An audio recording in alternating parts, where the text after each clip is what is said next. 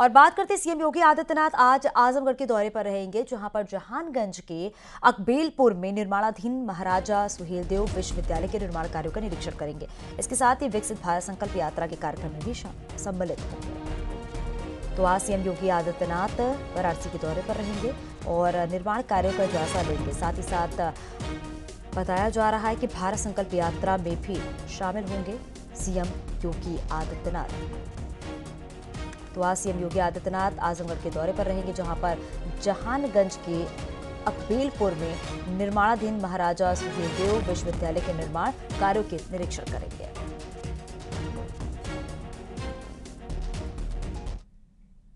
CM Yogi Adityanath आज वाराणसी के दौरे पर भी रहेंगे, जहां पर सीएम योगी आदित्यनाथ पीएम मोदी के काशी दौरे से जुड़ी तैयारियों का जायजा लेंगे। इसके साथ ही विकसित भारत संकल्प यात्रा में शामिल होंगे। वहीं पर सरकारी योजनाओं के लाभार्थियों से सीएम योगी संवाद भी करेंगे।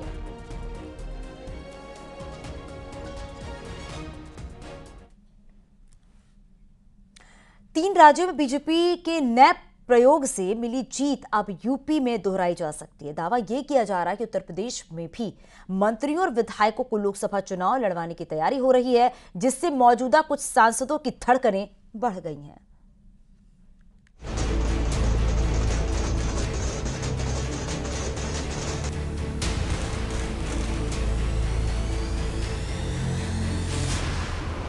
तीन राज्यों में सफल प्रयोग कहीं उत्तर प्रदेश के लिए संयोग न बन जाए, अब इसकी चिंता यूपी के सांसदों को होने लगी है। बेचैनी है कहीं सर्वे रिपोर्ट के आधार पर उनका टिकट न कट जाए, कहीं मंत्रियों को जिम्मेदारी मिलने से दोबारा चुनाव लड़ने का मौका न छिन जाए। और इसी वजह से अब सांसदों में केंद्रीय नेतृत्व के रुख को देखते हुए टिकट की गारंटी को लेकर जबरदस्त कंफ्यूजन है। मोदी की गारंटी पर उत्तर प्रदेश में चुनाव जीतने वाले सांसदों का टिकट की गारंटी अब संभव नहीं लग रही है। यही वो वजह है कि उत्तर प्रदेश में यह प्रयोग दोहराया जा सकता है। कई ऐसे उत्तर प्रदेश सरकार में मंत्री हैं जिनको लोकसभा के चुनावी समर में उतारा जा सकता है।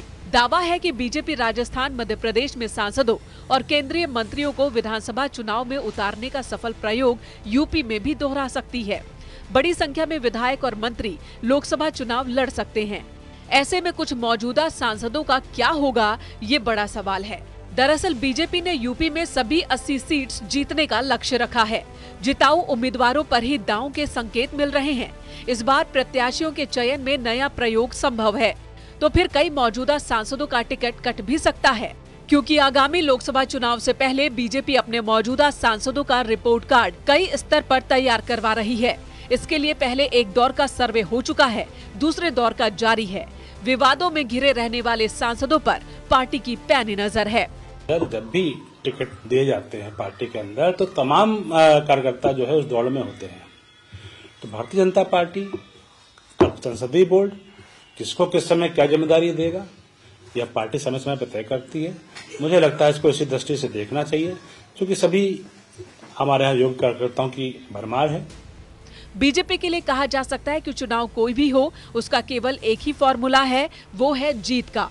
और इसके लिए बीजेपी किसी का टिकट काटने से गुरेज नहीं करती, तो दूसरे दलों से आए लोगों को टिकट देने में भी कोई परहेज नहीं करती। ऐसे में किसका टिकट कटेगा और किसे टिकट मिलेगा, अब इसकी उठापटक शुरू हो चुकी है।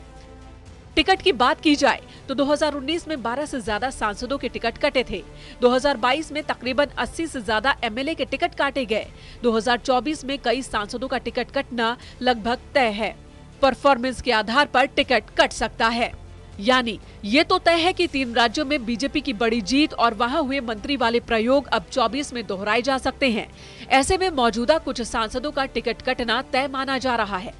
तमाम सांसदों की जो रिपोर्ट कार्ड आई है वो ये बताती है कि वो क्षेत्र से संपर्क उन्होंने नहीं रखा है, लोगों से मिले नहीं हैं, कार्यकर्ताओं की उपेक्षा की है, विकास कार्यों पर रुचि नहीं दिखाई है और क्षेत्र का दौरा भी नहीं किया है। अब बड़ी संख्या में सांसदों के टिकट, जो लोकसभा सदस्यों के टिकट कटेंगे, इसको लेकर लगभग तैयारी पूरी है। मतलब साफ है, 24 के चुनावी चक्कर में अब टिकट पर टक्कर है। कुछ नए चेहरों को मौका मिलेगा तो कुछ का टिकट कटेगा, क्योंकि पीएम मोदी सांसदों के साथ हुई मीटिंग में साफ कर चुके हैं कि आप में से कोई भी अपना टिकट पक्का ना समझे, तो फिर राजस्थान और मध्य प्रदेश का प्रयोग यूपी के लिए भी संयोग से कम नहीं होगा। Bureau report, news 18।